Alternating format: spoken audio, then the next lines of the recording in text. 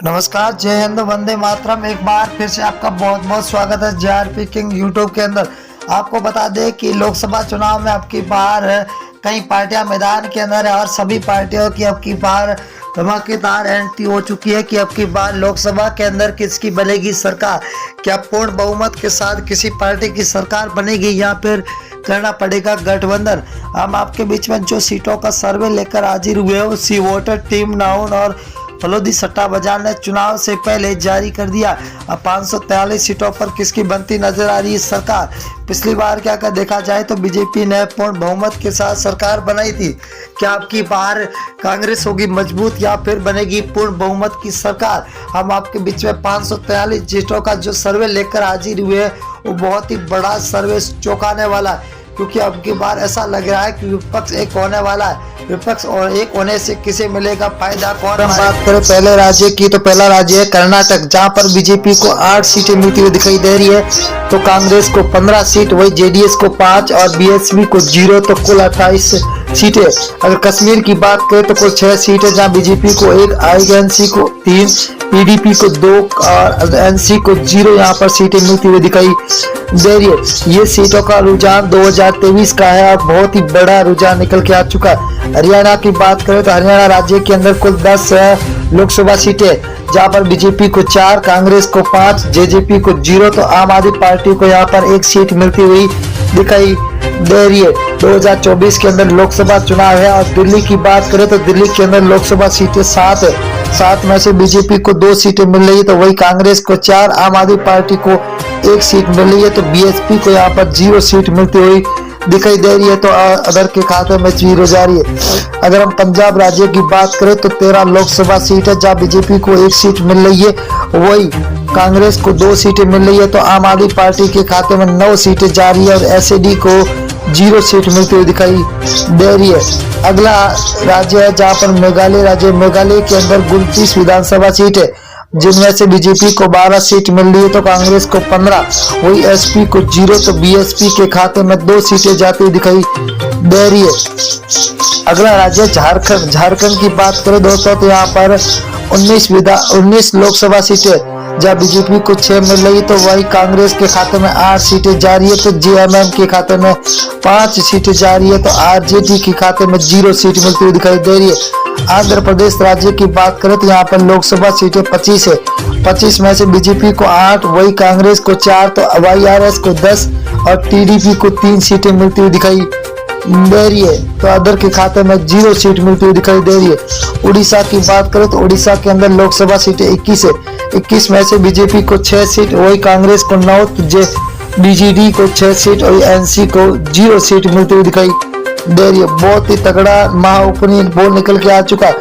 तमिलनाडु की बात करें तो यहाँ पर कुल 39 लोकसभा सीट है, जहाँ बीजेपी को 4, तो कांग्रेस को 5, डीएमके को 15, एएलए को 15 सीटें मिलती हुई दिखाई दे रही है, तो 0 खाते में जा रही है अदर के। अगर अब बिहार राज्य की बात करें तो कुल 40 लोकसभा सीट है, जहाँ बीजेपी को 12 सीट मिल रही है, तो वही कांग्रेस को 5 सीट, आरजेडी को 15, तो जेडीयू को 8 सीटें मिलती हुई दिखाई दे रही है, तो अदर के खाते में 0 सीट मिलती हुई दिखाई दे रही है। अगला है राजस्थान। राजस्थान के अंदर कुल लोकसभा सीट है 25 में से बीजेपी को 10 सीट है, तो कांग्रेस को 14 सीट, वही आरएलपी के खाते में 1 सीट जा रही है, तो आम आदमी पार्टी को यहाँ पर 0 सीट पर संतोष होना पड़ रहा है, तो अंदर खाते में 0 सीट। उत्तर प्रदेश की बात करें तो कुल 80 विधानसभा सीटें है, जहाँ बीजेपी को 32, वही कांग्रेस के खाते में 14, एसपीआई के खाते में 27, बीएसपी को 2 सीटें, वही अदर के खाते में 5 सीटें जाती हुई दिखाई दे रही है। अगला राज्य है उत्तराखंड। उत्तराखंड के अंदर 5 लोकसभा सीटें, जिनमें से बीजेपी को 3 सीट, वही आईएनसी को 2, तो बीएसपी को 0, आम आदमी पार्टी के खाते में 0 सीट मिलती हुई दिखाई दे रही है, तो यहाँ पर अदर के खाते में अभी 0 सीट जाती हुई दिखाई दे रही है। पश्चिम बंगाल की बात करें तो कुल लोकसभा सीटें 42 है। 42 में से 17 बीजेपी के खाते में जाते हुए दिखाई दे रही है, तो वही आईएनसी को 0 सीट है, तो टीएमसी को 25 सीट है, सीपीआईएम को 00 सीट मिलती हुई दिखाई दे रही है। आंध्र प्रदेश की बात करें तो आंध्र प्रदेश के अंदर लोकसभा सीटें 2 है, जहां पर बीजेपी को 1 सीट मिल रही है, तो यहाँ पर कांग्रेस को खाते में 1, एसपी को 0, तो बीएसपी के खाते में भी 0 सीट जाती हुई दिखाई दे रही है, तो अदर के खाते में 0। अगर हम मेघालय की बात करें तो मेघालय के अंदर लोकसभा सीटें 2 है। 2 में से बीजेपी के खाते में 0 सीट, 1 सीट जा रही है, तो वही कांग्रेस को 1 सीट मिल रही है।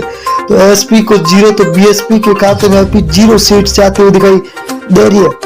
अगला राज्य है जहाँ लक्षद्वीप है। लक्षद्वीप के अंदर लोकसभा सीट 1 है, वही 1 कांग्रेस के खाते में जाते हुए दिखाई दे रही है। तो बीजेपी को यहाँ पर 0, एसपी और बीएसपी के खाते में भी 0 सीट जाती हुई दिखाई दे रही है।